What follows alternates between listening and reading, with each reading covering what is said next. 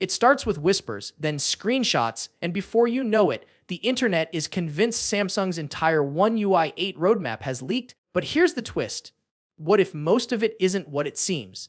A schedule claiming exact rollout dates just exploded online, and while it's buzzing everywhere, there's a good chance it's smoke and mirrors. Still, buried inside all the noise, there are patterns worth paying attention to because Samsung's next big update is closer than you think. Welcome back, viewers. James here. If you're into the latest Samsung and Android news, make sure to like this video, share it with your friends, and of course subscribe so you never miss out. Now, let's break this down. The so-called roadmap making the rounds lists when each Galaxy phone and tablet will get One UI 8, but here's the catch: it came from a third-party site, not Samsung. And this isn't some global database. It mainly tracks updates for one region. So if you're expecting a universal rollout calendar, think again. Samsung hasn't confirmed a single date. What it did confirm, however, is that the One UI 8 stable release kicks off in September, starting with the Galaxy S25 lineup. That's not speculation, that's official. So why are these leaks spreading like wildfire? Simple. People love timelines. And yes, if you've been following Samsung for years, you could almost predict how the rollout will unfold. New flagships first, then last year's foldables, older flagships, and eventually the mid-range devices. Tablets usually lag behind.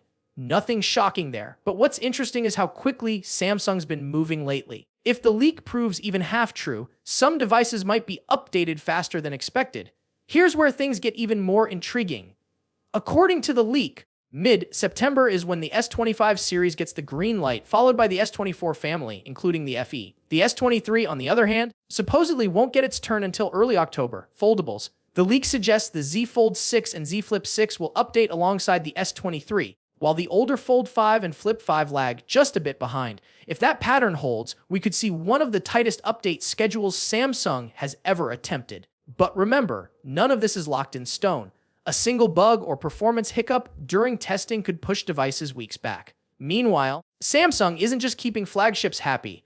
The leak shows mid-range stars like the A36 and A36 joining in before the end of September, while budget models stretch into late October and even November. That actually fits Samsung's new strategy, rolling updates wider and quicker so more people get fresh software without the long wait we used to see years ago. And it doesn't stop with phones. Tablets and even wearables are on the list. The Tab S10 series, for example, is supposedly set for October, with the Tab models trailing into November. Galaxy Watches aren't left out either, with the Watch 7 and Watch 6 series penciled in around early October, and older wearables following a few weeks later.